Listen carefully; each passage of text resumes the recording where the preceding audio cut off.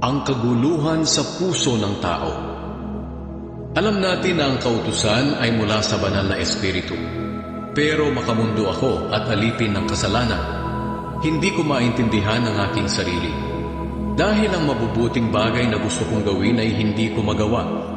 Pero ang mga bagay na ayaw kong gawin ang siya kong ginagawa. At kung ayaw ko ang mga ginagawa kong masama, ibig sabihin nito'y sumasang-ayon ako na tama nga ang sinasabi ng kautusan. Kaya hindi talaga ako ang gumagawa ng masama, kundi ang kasalanang likas sa akin.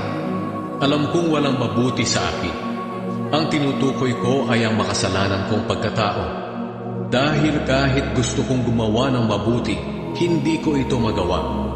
Dahil dito, ang mabubuting bagay na gusto kong gawin ay hindi ko magawa. Pero ang mga bagay na kinasusuklaman kong gawin, ang siya kong ginagawa. Kung ginagawa ko man ang ayaw kong gawin, hindi na ako ang talagang gumagawa nito, kundi ang kasalanang likas sa akin. Ito ang natuklasan ko tungkol sa aking sarili. Kung ibig kong gumawa ng mabuti, hinahadlangan ako ng kasamaang likas sa akin. Sa kaibuturan ng aking puso, nalulugod ako sa kautusan ng Diyos. Pero may napapansin akong ibang kapangyarihan na kumikilos sa aking pagkatao, na sumasalungat sa pagsunod ko sa kautusan na alam ko.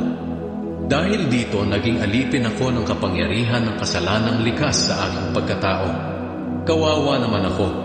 Sino ang magliligtas sa akin sa makasalanan kong pagkatao na nagdudulot sa akin ng kamatayan? Salamat sa Diyos, Siya ang magliligtas sa akin sa pamamagitan ni Jesucristo na ating Panginoon. Ito ang aking kalagayan. Ang kaisipan ko ay nagpapasakop sa kautusan ng Diyos, pero ang aking makasalanang pagkatao ay nagpapasakop sa kapangyarihan ng kasalanan.